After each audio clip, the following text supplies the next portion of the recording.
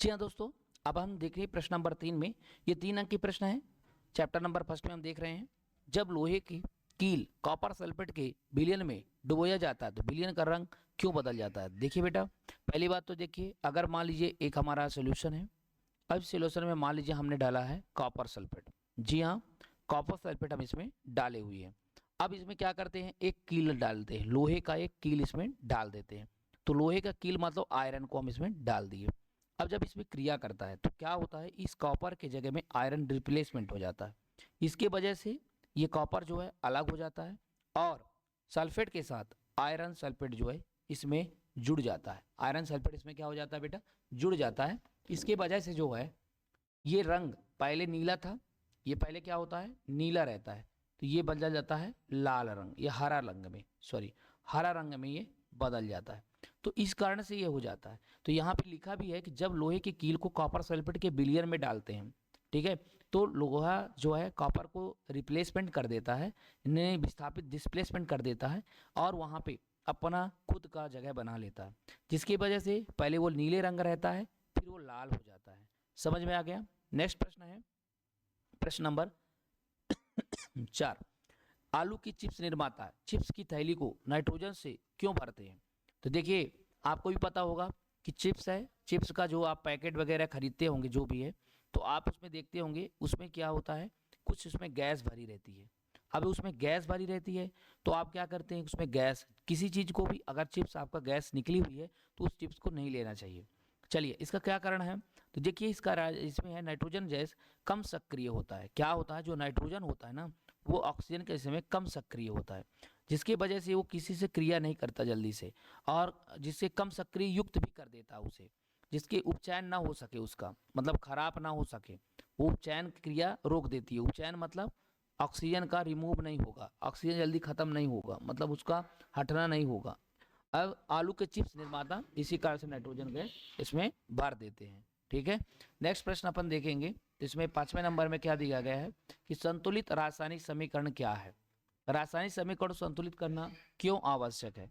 देखिए, संतुलित रासायनिक समीकरण क्या है, तो पहले देखिए संतुलित रासायनिक समीकरण क्या है। तो देखिए, जैसे ये कॉपर सल्फेट है, ठीक है, इसमें आयरन की क्रिया हुई, ठीक है, तो आयरन सल्फेट बन गया कि नहीं बन गया, और कॉपर रिमूव हो गया। यही बात तो मैंने बताया था कि यही कारण होता है।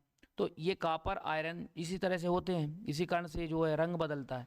तो क्या होता है, संतुलित समीकरण का मतलब ये होता है कि जितना भी कारक है, जैसे एक तो कार्बन कॉपर है, तो यहाँ देखो एक ही कॉपर यहाँ निकल गया, यहाँ पे SO4 है तो यहाँ भी SO4 है, आयरन एक है तो आयरन भी यहाँ पे एक है। इसका मतलब ये समीकरण संतुलित है। अब देखिए, समीकरण संतुलित होना भी जरूरी होता है, द्रव संरक्षण के नियम का परिपालन भी करता है, इसलिए समीकरण संतुलित करना भी आवश्यक है। तो इसमें अभिकारक एवं उत्पादों की कुल द्रव्यमान समान होना चाहिए। अगर वो समान है तो इसका मतलब वो समीकरण संतुलित है। ठीक है, समझ में आ गया। नेक्स्ट प्रश्न देखिए, क्या कह रहा है, विकृत गंधिता किसे कहते हैं और ये खाद्य पदार्थों को इसे बचाने हेतु कौन सी प्रक्रिया अपनाई जाती है। तो देखिए, विकृत गंधिता क्या है, पहले ये समझिए। देखिए, अभी मैंने क्या बताया था कि अपन जो कुरकुरे चिप्स वगैरह होते हैं उसको और नाइट्रोजन क्यों डाल देते हैं, क्योंकि भैया उसकी विकृत गंधिता से रोकने के लिए, क्योंकि वो अपचयन की क्रिया नहीं होने देता है ना। तो क्या होता है, जो तेल वसा युक्त खाद्य सामग्री होते हैं, है ना, तो वायु और ऑक्सीजन के संपर्क में अधिक समय तक रहते हैं, और रहने पर ये उपचयित होकर के थोड़ा सा अपना स्वाद या गंध बदल देते हैं। इसी को विकृत गंध कहते हैं और इसी प्रोसेस को विकृत गंधिता कहते हैं। क्या है, जो चीज़ें खुले में रहते हैं, है ना, या कुछ भी ऐसी स्थितियां जो कि बाहर रहते हैं ऑक्सीजन के संपर्क में, तो जिसके वजह से उसमें ऑक्सीजन रिमूव, ऑक्सीजन जुड़ना इस तरह होता रहता है, और ये अपनी रंग को या अपने गंध को बदल देते हैं, इसलिए इसे विकृत गंधिता कहते हैं। इसलिए नाइट्रोजन जैसे कम सक्रिय गैसों का इसे प्रभावित किया जाता है। जैसे नाइट्रोजन युक्त गैस को प्रयोग कर देंगे तो ये इससे खराब नहीं होता है। ठीक है ना। चलें, अब देखिए प्रश्न, ये 3 नंबर के प्रश्न जितने आने थे मैंने आपके सामने चर्चा किया। अब हम बताने वाले प्रश्न नंबर 4 अंक के प्रश्न चैप्टर में 4 अंक के आने वाले कौन कौन से प्रश्न होते हैं। तो देखिए, यहाँ पे इस तरह के समीकरण संतुलित करना जरूर एग्जाम में आता है दोस्तों, और आपको बैलेंस का भी ज्ञान होना चाहिए। तो बैलेंस का ज्ञान मैंने पहले से करा दिया था, अगर आपको नहीं पता तो मैं आपको बता दूं कि अगर आप पीरियाडिक टेबल याद किए हो तो हाइड्रोजन वाला जो लाइन होता है, लिथियम वाला जो लाइन होता है, फिर इधर आप बोरान वाला लाइन ले लीजिए, फिर कार्बन वाला ले लीजिए आप, फिर नाइट्रोजन वाला ले लीजिए, ऑक्सीजन वाला ले लीजिए, फिर क्लोरीन क्लोरीन वाला ले लीजिए। ठीक है, तो इनमें क्या होता है, बैलेंस समझना बहुत अच्छा है। ये जो हाइड्रोजन वाला लाइन होता है, हाइड्रोजन, लिथियम, सोडियम, पोटेशियम, इनकी बैलेंस ही हमेशा +1 होती है। और ये लिथियम वाला, जितने लिथियम कह रहा हूँ वो लिथियम नहीं, कैल्शियम मैग्नीशियम, कैल्शियम और मैग्नीशियम वाला जो होता है ये +2 होती है। बोरान वाला +3 होती है। कार्बन वाला +4 होती है इनकी बैलेंसी। इधर से फिर कम होना चालू हो जाता है, -3, -2, -1। और जो एक जीरो ग्रुप का होता है वो उसमें 0 होता है, वो ना किसी से लेता है ना किसी को देता है। ठीक है ना। अब देखिए इसमें क्या, अब ये बैलेंस आपको आना जरूरी होता है। बस मैं एक छोटा सा सिंपल ही एक तरीका बता दिया आपको। अब जैसा बोला जाए इस पेपर में वैसे करना चाहिए। जैसे आपसे बोला गया नाइट्रोजन हाइड्रोजन गैस को संयोग करके अमोनिया बनता है। अब आपको नाइट्रोजन का पता होना चाहिए और हाइड्रोजन का पता होना चाहिए। अब हाइड्रोजन तो अकेले आएगा नहीं, तो H2 के रूप में ही आएगा, क्योंकि भाई, और नाइट्रोजन भी अकेला आएगा नहीं, वो भी अणुक्रिय रूप में आएगा। तो जब क्रिया करते हैं तो अब आपको अमोनिया का सूत्र पता होना चाहिए। लेकिन अगर नहीं पता है तो ये आपको ध्यान रखना चाहिए कि जो नाइट्रोजन होता है उसकी बैलेंसी होती है -3 मान लीजिए, और हाइड्रोजन की होती है 1। तो अपन ये क्रॉस हो जाता है क्या, जो जो इनका वो होता है मतलब बैलेंस ही। तो आप देखेंगे कि इसमें जो है इसका 3 होता है, इसके कारण यहाँ 3 आ जाता है, और यहाँ भैया 1 है, इसलिए यहाँ कुछ नहीं होगा। तो इसलिए अमोनिया का सूत्र NH3 होता है। अब ये बताओ NH3 तो हो गया, तो भाई 1 तो नाइट्रोजन लग गया, 3 तो हाइड्रोजन लग गया। लेकिन अब ये बताओ तुम, तो इसमें 3 हाइड्रोजन है, इसलिए हमें नाइट्रोजन N2 है, और इसके वजह से हमें क्या करना पड़ेगा, यहाँ पे 2 का गुणा करना पड़ेगा। ठीक है ना। अब जब 2 का नहीं, 3 का गुणा करना पड़ेगा। अब 3 का गुणा करने से क्या रीजन है कि भाई देखो, अगर हम यहाँ 2 ले लेते हैं, ठीक है, यहाँ पे तो कर नहीं सकते क्योंकि इसकी बैलेंस 1 होती है, इसलिए यहाँ 2 नहीं रख सकते हैं, यहाँ रख सकते हैं। तो 2 रख दिए, तो भैया इसमें 6 चाहिए थे, 3 दूना 6, तो इसलिए 6 के कारण इसमें हमें 3 रखना पड़ा। तो 3H2 लगा दिए, तो ये अमोनिया बन गया। इस तरह जो समीकरण आपको सामने दिख रहा है, इस तरह ये बैलेंस करके रखी गई है। समझ में आ रहा है ना। अब जैसे हाइड्रोजन सल्फाइड को गैस की क्रिया कराना है, तो हाइड्रोजन सल्फाइड का सूत्र ये होता है। अब कह रहा है कि भैया वायु के दहन कराना, तो मतलब वो ऑक्सीजन होगा ही होगा। अब देखो, अब हमें पता है कि भैया पानी और सल्फर डाइऑक्साइड निकलता है, तो पानी का सूत्र H2O होता है, सल्फर डाइऑक्साइड SO2 होता है। अब यहाँ पे देखने वाली बात ये है कि भैया देखो, इसमें 2 ऑक्सीजन है, यहाँ पे भी 2 ऑक्सीजन है, 2 दूना 4 है। तो भैया अब 4 कैसे किया जाए, इसलिए 3 दूना 6, 6 ऑक्सीजन किया गया, तो 4 ये हुए, और 2 दूना 4 है ना, यहाँ पे देखो 2 ये है, लेकिन 2 यहाँ पे लगा दिया गया।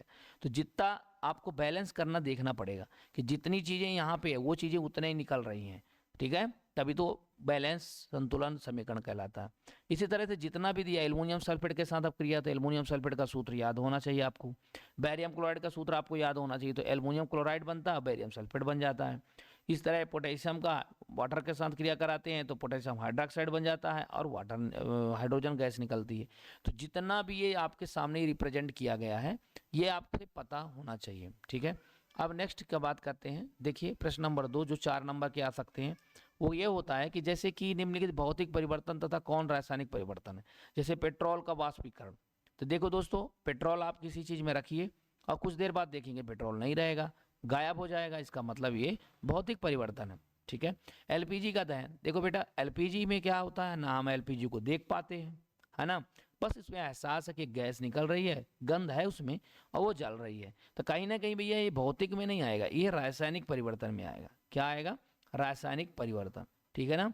इसी तरह से ठोस अमोनिया क्लोराइड का ऊर्ध्वपातन देखेंगे, तो देखिए अगर अमोनियम क्लोराइड रख लिए हो, है ना, NH4Cl, अमोनियम क्लोराइड कुछ समय बाद देखेंगे तो वो वाष्प के रूप में बदल जाएगा। तो देखिए पहले अमोनियम क्लोराइड का एक टुकड़ा देखेंगे आप, है ना, आप कुछ समय बाद देखेंगे तो अमोनियम क्लोराइड रहेगा नहीं। तो इसका मतलब भौतिक परिवर्तन हो रहा है, भौतिक इसका मतलब रूप में चेंजिंग आ रहा है, तो भौतिक परिवर्तन हो रहा है। किसी लोहे की छड़ को रक्त तप्त करना, अब जैसे मान लीजिए कोई लोहा का छड़ है, अब उसे देखो भैया गर्म कर दिए, तो पहले लोहा काला काला था, अब अचानक उसको गर्म कर दिए तो रेड हॉट हो गया। इसका मतलब है इसमें भौतिक परिवर्तन हो रहा है। क्या हो रहा है, भौतिक परिवर्तन हो रहा है। इस तरह सिंपली किसी भी चीज को देख कर हम बता सकते हैं कि इसमें कौन सा परिवर्तन हो रहा है। ठीक है ना। अब नेक्स्ट प्रश्न नंबर 3 में से जो प्रश्न आपके लिए महत्वपूर्ण है वो ये है, निम्न में से कौन सा परिवर्तन ऊष्माक्षेपी और कौन सा ऊष्माशोषी है। तो देखिए फेरस सल्फेट का अपघटन करेंगे तो क्या होता है, तो ऊष्माक्षेपी है। क्यों, क्योंकि भाई फेरस सल्फेट यानी FeSO4 को जब हम गर्म करते हैं तो सेम उसमें हीट निकलता है, ठीक है, इसलिए वो ऊष्माक्षेपी है। क्या है? ऊष्माक्षेपी है। उसके बर्तन को कभी आप देखिएगा, छू कर टच करके देखेंगे तो उसमें आपको गर्म लगेगा, ठीक है। सल्फ्यूरिक अम्ल का तनुकरण करेंगे तो उसमें भाई गर्म मिल हो जाता है, क्योंकि भैया जब देखो सल्फ्यूरिक अम्ल कंसंट्रेट में है, मान लो यहाँ पे तेजाब रखी हुई है H2SO4 कंसंट्रेट, अब उसमें वाटर डाल रहे हो तो 100% उसमें गैस निकलेगी और गर्म गैस निकलेगी, इसकी वजह से वो गर्म हो जाता है, इसलिए ये भी ऊष्माक्षेपी है। जिसमें गैस निकलना उसे ऊष्माक्षेपी कहते हैं, और जिसमें गैस का पता ही न चले उसमें ऊष्माक्षेपी कहलाते हैं। ऐसे सोडियम हाइड्रोक्साइड के साथ भी यही होता है ना। इसी तरह अमोनियम क्लोराइड को जल में घोलना, ये भी ऊष्माशोषी है, क्योंकि अमोनियम क्लोराइड है भैया। अमोनियम क्लोराइड बड़ा सिंपल होता है, उसमें वाटर मिला लो भैया, कोई दिक्कत नहीं, इसमें कोई भी हीट नहीं निकलती है, नॉट इंक्रीज हीटिंग, तो इसलिए ये कोई दिक्कत नहीं होता। अब चलते हैं प्रश्न नंबर 4 में। प्रश्न नंबर 4 क्या होता है और कैसे काम करता है ये भी हमें देखना पड़ेगा। तो देखिए ऊष्माक्षेपी अपक्रिया, ऊष्माशोषी अपक्रिया का उदाहरण देकर समझाना पड़ेगा हमें। तो देखिए ऊष्माक्षेपी अपक्रिया, जिस रासायनिक अपक्रिया में अभी हमने बताया ऊष्मा निकलता है वो ऊष्माक्षेपी है। जैसे इस एग्जाम्पल को याद रख लेना पड़ेगा कि अमोनियम है, मीथेन है, ऑक्सीजन जुड़ा, कार्बन डाइऑक्साइड बना, वाटर निकला, ऊर्जा निकला। ऊष्माशोषी क्या होगा? जिस रासायनिक अपक्रिया में ऊष्मा का अवशोषण होता है उसे ऊष्माशोषी अपक्रिया कहते हैं। जैसे लेड है, लेड नाइट्रेट है, लेड ऑक्साइड बनता है और देख रहे हैं इस तरह, इसमें ऊष्मा नहीं निकलता है तो उसमें ऊष्माशोषी अपक्रिया कहते हैं, ठीक है ना। अब देखिए प्रश्न नंबर 5 जो छोटा सा है, संक्षारण को परिभाषित कीजिए और संक्षारण के बचाव के 2 उदाहरण दीजिए। तो देखिए संक्षारण का मतलब ये होता है कि जब धातु अपने आसपास की जो नमी होती है ना, आर्द्रता होती है ना, अम्ल होती है ना, उसके संपर्क में जब आता है तो स्वयं ये संक्षारित हो जाता है, और इस प्रक्रिया को संक्षारण कहते हैं। जैसे मान लीजिए लोहे में जंग लगना, चांदी की सतह का काले का पड़ना, जैसे हमने देखा चांदी की सतह काली पड़ जाती है ना, वही है।